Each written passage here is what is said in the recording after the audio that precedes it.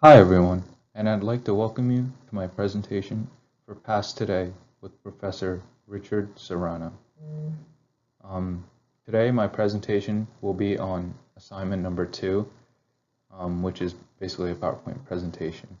And today I'd like to say that I'm doing my presentation on the novel entitled Our Lady of the Assassins, which is written by Fernando Vallejo. Today we'll be looking deeper into this novel. So let us continue. So before we go into the prompt question, let us look into the book that we're actually going to be analyzing today. So, what is this book about? This novel is about the writer Fernando Vallejo, who returns to Medellin. This is the city where he grew up during his childhood and had many of his early memories. And all of a sudden, after 30 years, he decides it's time to come back. When he comes back, he meets Alexis, who's a 16-year-old in a boys' brothel. Additionally, Alexis turns out to be a hitman, as we learn in the novel, who has been drawn into the world of killing. All of a sudden, also, these two begin to form love for one another, which blossoms into a relationship between Fernando and Alexis. Alexis demonstrates his love through killing anyone that wrongs either him or Fernando. However, throughout the novel, their relationship continues to face obstacles through the many problems within Medellin. So now that we know more about the novel, let us look into the question that I pose about this book, Our Lady of the Assassins. So, my question is, how much did Alexis change Fernando throughout this novel, more in terms of his personality and his morals throughout the novel? So my thesis for this question goes by this. By looking at how Fernando continually justifies Alexis's murders for his own sake, one can deduce that although he does not act violently in the way Alexis does, his mindset changes in a way that justifies Alexis' killing as a service to his city of Medellin, all because they are being killed in the name of their love. This continues to glorify his idea of murdering as the novel continues and goes through its story. So now that I've introduced the background for the story, and as well as my question for this novel, along with my thesis, I feel it's time to look at my evidence that gives a case for my thesis. So my first piece of evidence comes from the novel on page 56. It reads, "It's years since I've set foot in this cathedral for the Mass for the dead, to pray for Medellin and its death.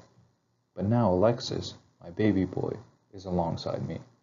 I've stopped being one, and now we're two, an inseparable whole in two distinct people." So basically, from this quote, I can gather that in his relationship with Alexis, he feels excited being around him. This is mainly due to the fact that Alexis is young and reckless, and considering that Fernando is a lot older than Alexis, this is something that excites him and makes him feel even more interested in him.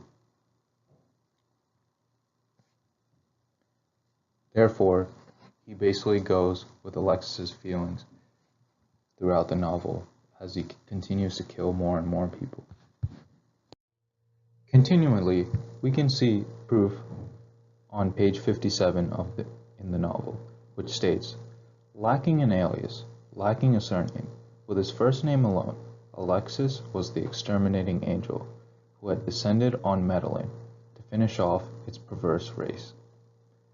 From this excerpt in the novel, we can see that Fernando feels that, additionally, with his love for Alexis, he feels that Alexis is doing a great service in the city of Medellin, which is filled with disaster and death day by day by day. So he feels that if Alexis is killing, he's basically just continuing a upon what is already happening in Medellin, through getting rid of the waste and appalling nature of what is Medellin.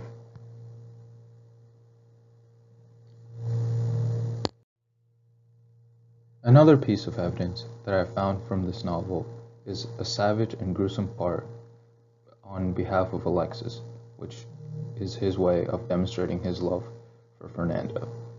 The excerpt in the text states, Alexis's next little victim turned out to be a loutish passerby, a strapping young fellow, surly and unpleasant, like all such arrogant types, but this time, just for a change, embroidering his oft-repeated on a theme. He didn't give it to him in the forehead, but in the mouth, in the foul mouth he cursed out of, and this is on page 41. From this part of the novel, I can gather, first of all, violence and savagery, but I can also gather that both these two have a sensitive relationship, both to Alexis and especially Fernando, who was also looked at in a bad way from this passerby. You can also see a change in attitude from Fernando, who continues to embrace the killings, despite the fact that this is not how he felt early on in the book. At this point in the presentation, it is safe to say that Fernando has displayed a tremendous change in perspective and character. This change in character is especially evident in an excerpt in the novel on page 24.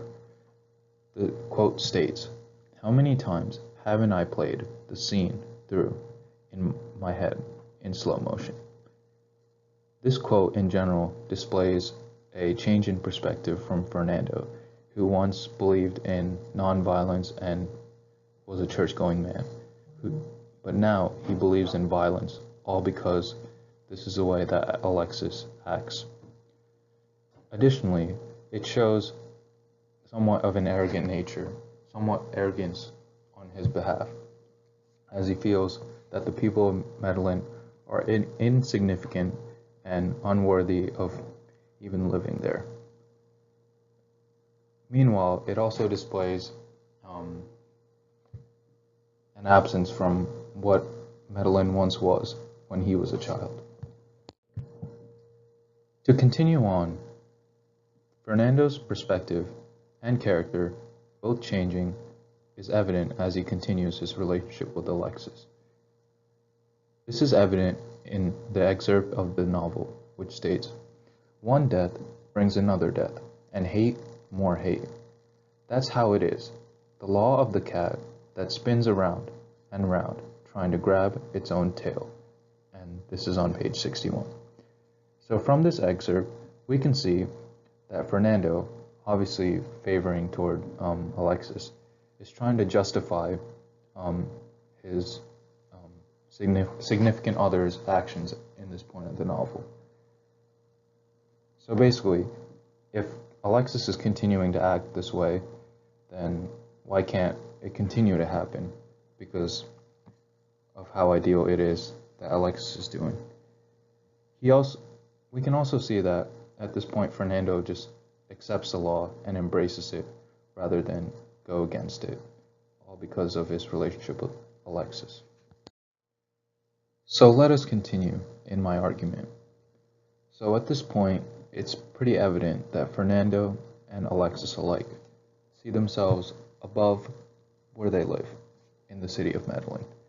This is further evident in the novel, particularly on page 68, which states, "Me and my baby boy plowed on, elbowing our way through that aggressive, ugly, abject rabble, that depraved and subhuman race, that entire freak show." At this point, I kind of sense for me personally, I feel kind of angry reading this, because he comes off as arrogant and petulant at this point. He sees him and Alexis alike, far above anyone who grew up in the same place that he once grew up. He's continually disgusted with Medellin and disrespects the people there, therefore directing Alexis to basically kill off anyone that looks at him or Alexis in the wrong ways. Looking forward a little bit in the text, we can see that one, Alexis has already been killed off by someone, and two, as Alexis is killed, Fernando looks for love in somebody else, and this is found through Wilmar. However, as we and Fernando find out, Wilmar is the one that killed Alexis, which obviously does not bode well with Fernando. So after Fernando finds out, a quote in the text can be seen, which states this: "So they wouldn't get hooked on the following false trails, since if somebody couldn't have killed him, or had killed, it was me, the one who loved him." And obviously we can see this is on page 130. So at this point, we can basically see Fernando acting on every way that Alexis once did, because Alexis basically killed off anyone who looked at him or Fernando in the wrong ways. This also demonstrates Fernando changing in character, who was once nonviolent is now a man who acts on violence and anger and revenge. It also shows a bit of selfishness, as Wilmar explained to him that he killed him because his brother was killed by Alexis as well. But this does not stop Fernando from killing him, as he only seeks out to avenge Alexis. So, to basically sum up my argument, I'd like to look at Fernando at the end of this novel.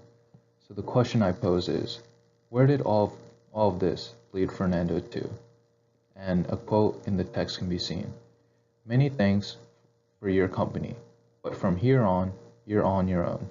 As for me, I'm taking one of these buses, wherever it's going, wherever that may be." Page 132. So, from this quote, we can gather that since Fernando has no one to love, whether it be his genuine love for Alexis or his genuine love for Wilmar, who unfortunately turned out to be the killer, and he was also killed off by Fernando, we can see that he has no one left, and this leads him to just move on and just accept his lonely nature. And we see no clear end for him even toward the end of the novel, and we're left with questions as to what happened.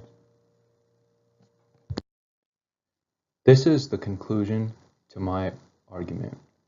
In the beginning, Fernando seemed excited to come back to his hometown and see what has been going on there ever since he had left. However, this quickly changed as he was coerced by Alexis to feel feelings of hate and hostility toward his hometown and those around it. He changed in ways through his behavior and his attitude toward those in his hometown. I hope you enjoyed the presentation.